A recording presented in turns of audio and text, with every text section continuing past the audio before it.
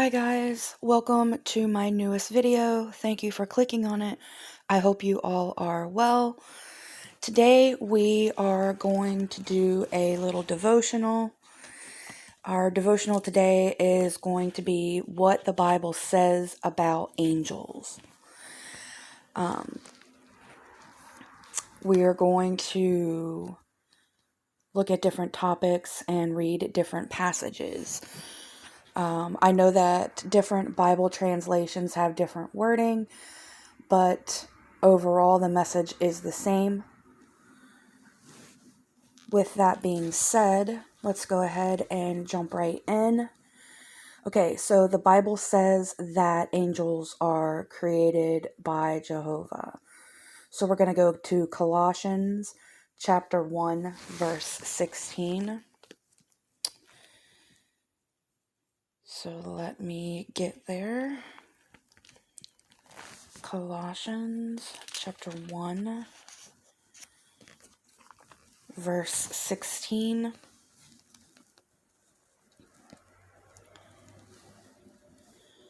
It says, because by means of him all other things were created in the heavens and on the earth, the things visible and the things invisible, whether they are thrones or lordships or governments or authorities. All other things have been created through him and for him. So Jehovah created everything, even angels. Okay, so what does the Bible say about eternal beings? All right, so that's two different places. First, we're going to look at Luke chapter 20, verse 36. So, Luke chapter 20.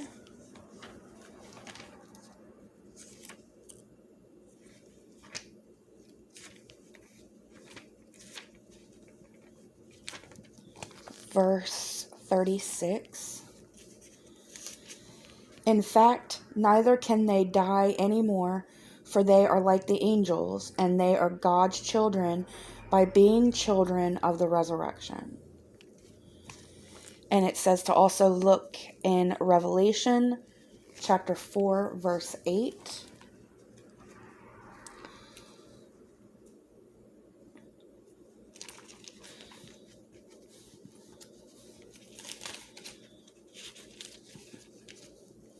Revelation 4:8. As for the four living creatures, each one of them had 6 wings. They were full of eyes all around and underneath. And continuously, day and night, they say, Holy, holy, holy is Jehovah, God the Almighty, who was and who is coming. Okay. Now, what does the Bible say about witnesses of creation? So we're going to go to Job 38. That's Job chapter 38.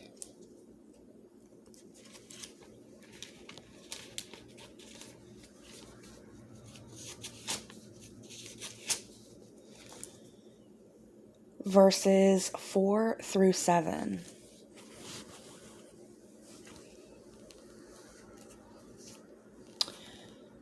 So that's Job chapter 38, verses 4 through 7. What does the Bible say about witnesses of creation?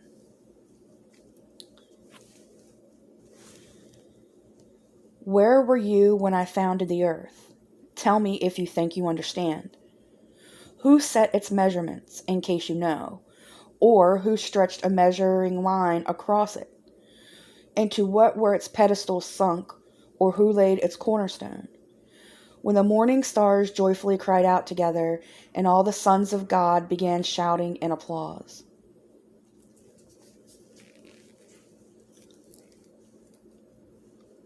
Okay, so that shows that angels were witnesses of creation. Because it says, all the sons of God began shouting in applause. And angels are witnesses of the Son of God. Or no, try this again. They are witnesses of God, of Jehovah. So they were applauding all that he had done when he was creating everything. Okay, what does it say about angels being married or not? We're going to go to Matthew 22:30.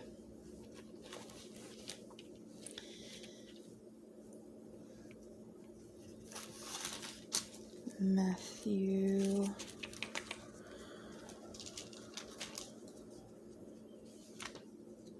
22:30. For in the resurrection neither do men marry, nor are women given in marriage, but they are as angels in heaven. Okay, so that tells us right there that when in the resurrection, men and women do not marry. So, and it says that they are as angels in heaven. So that means that the angels in heaven aren't married either. So angels don't marry. That's interesting. What does this say about angels being discerning and wise? So we're going to go to 2 Samuel. That one's going to take me a second to find here. 2 Samuel.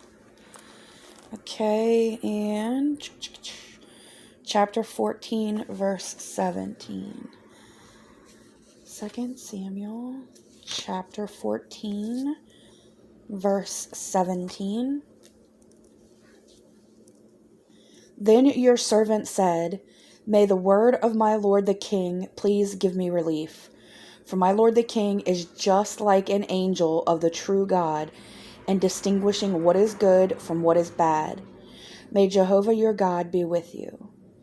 So angels know the difference between good and bad, right and wrong. Now we're also going to read Daniel chapter 9.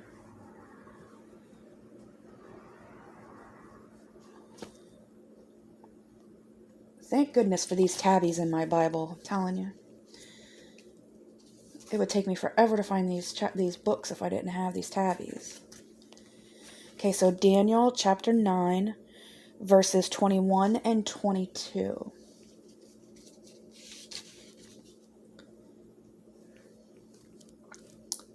Yes, while I was yet speaking in prayer, the man Gabriel, whom I had previously seen in the vision, came to me when I was extremely weary at about the time of the evening gift offering. And he gave me understanding, saying, "O Daniel, now I have come to give you insight and understanding." So that shows that angels are very wise, because you can't give insight and understanding if you're not wise in and of yourself. And also, he was a messenger of Jehovah. So Jehovah's not going to send out someone who isn't wise and understanding and discerning on his behalf. All right, so what does the Bible say about angels being swift travelers? Okay, well, since we're here in Daniel, we're going to reread chapter 9, verse 21. Just that one. So it says, "Yes, while I was yet speaking in prayer, the man Gabriel, who I had previously seen in the vision, came to me when I was extremely weary at about the time of the evening gift offering." Okay, and we're going to read Revelation 14:6.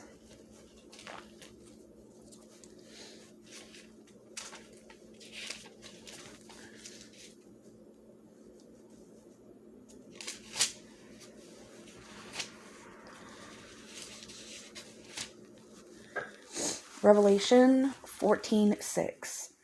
"And I saw another angel flying in mid-heaven, and he had everlasting good news to declare to those who dwell on the earth, to every nation and tribe and tongue and people." Huh. And mid-heaven means actually like overhead and midair. That's interesting. Okay. What does the Bible say about angels being spiritual beings? So we're going to go to 2 Kings.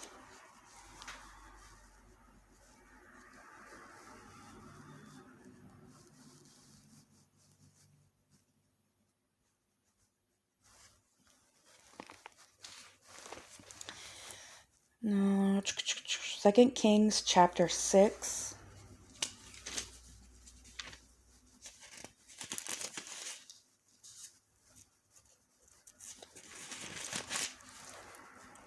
Verses 15 through 17. When the attendant of the man of the true God rose early and went outside, he saw that an army with horses and war chariots was surrounding the city. At once the attendant said to him, "Alas, my master, what are we to do?" But he said, "Do not be afraid, for there are more who are with us than those who are with them." Then Elijah began to pray and say, "O Jehovah, open his eyes, please, that he may see." Immediately Jehovah opened the attendant's eyes, and he saw, and look, the mountainous region was full of horses and war chariots of fire all around Elijah.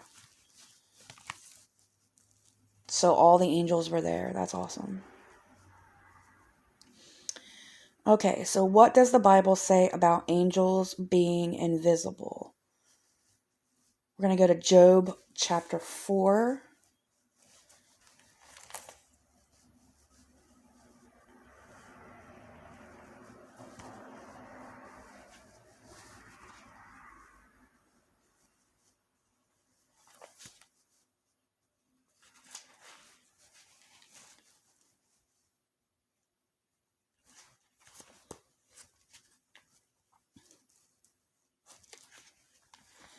As soon as I find Job. Okay, Job chapter 4, verses 15 and 16.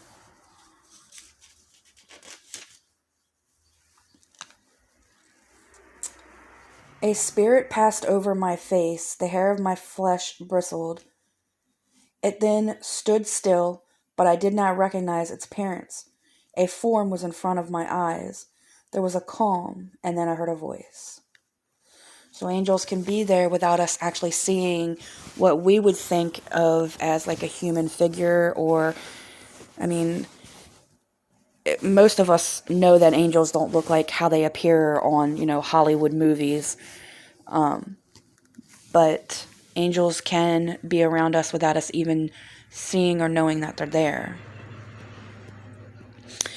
What does the Bible say about angels not being worshipped? We're going to go back to Revelation chapter 19, verse 10.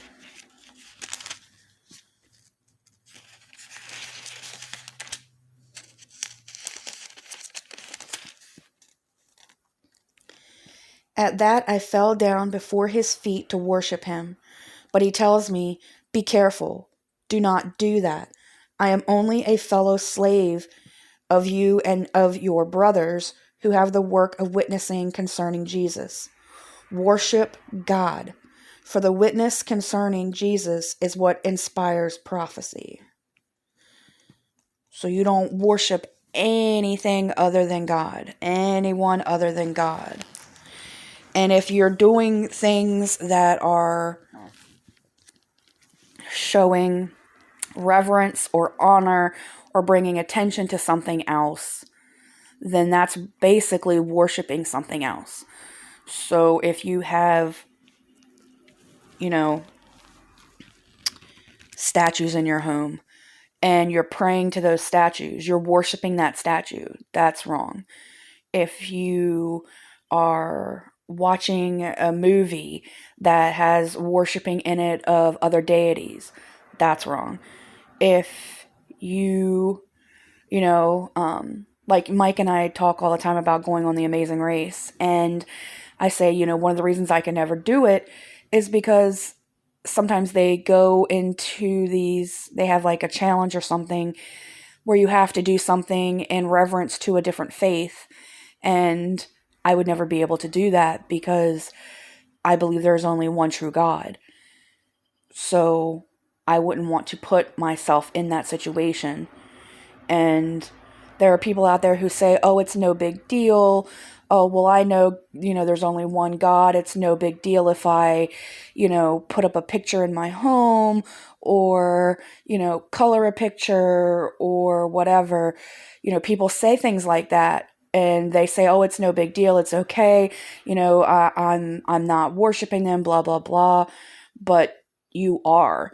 And even, let's give you the benefit of the doubt, even if it's something that might be on the fence, why would you even want to take that spiritual chance? Why would you even want to put yourself in that situation where you could be wrong and possibly affect your afterlife in a negative way? Why would you even want to do that? Why would you even want to perhaps insult or disrespect or hurt Jehovah, who's given you so much by doing something that you're relying on your own knowledge versus all the things in the Bible that tell you not to?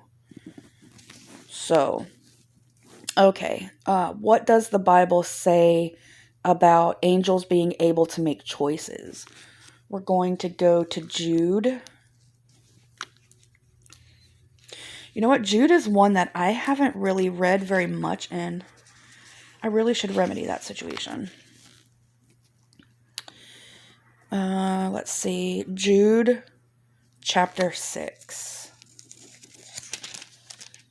Is that right? No, that can't be right. No, I'm sorry. Jude verse 6. Come on, Danielle, get it together. And the angels who did not keep their original position, but forsook their own proper dwelling place, he has reserved with eternal bonds in dense darkness for the judgment of the great day.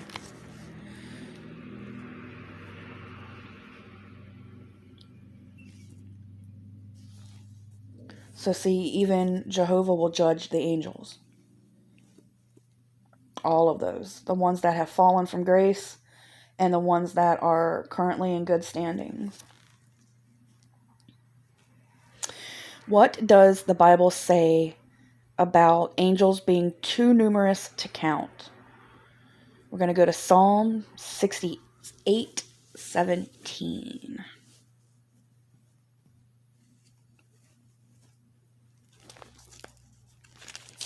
Psalm. I might read a couple books, do a video of reading a couple of books out of the Bible. Let's see. Psalm 68:17.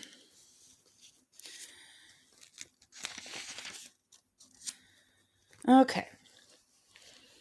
The war chariots of God are tens of thousands, thousands upon thousands. Jehovah has come from Sinai to the holy place.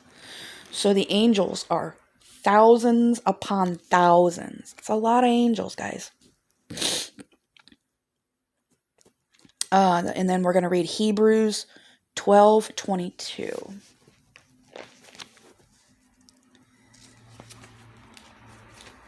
Hebrews 12:22. But you have approached a Mount Zion and a city of the living God, heavenly Jerusalem, and myriads of angels. Myriads meaning tens of thousands. Wow. Wow, wow. What does the Bible say about angels observing Jehovah's people? Luke chapter 12, verses 8 through 9.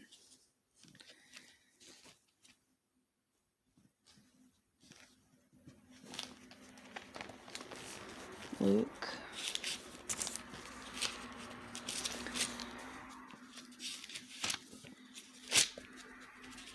chapter 12.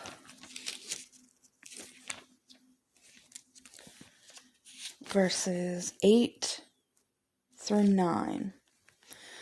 I say to you, everyone who acknowledges me before men, the Son of Man will also acknowledge him before the angels of God.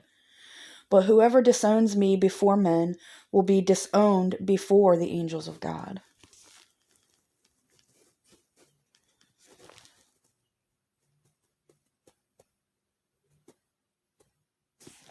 And then it says to read 1 Corinthians 4:9. So go to 1 Corinthians.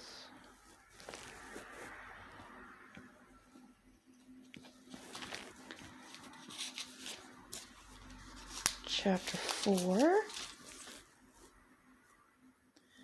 verse 9.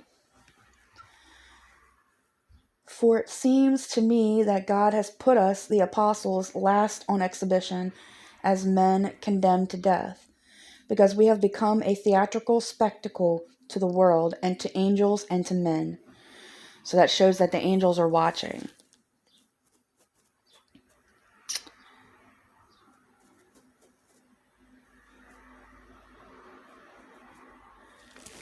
So that's just a little bit on angels. I thought that would be a fun little thing to do. I hope that you all were able to get something out of this. I appreciate you being here and listening. Sorry if I sound a little rough. I am still fighting shingles, but the key word is fighting.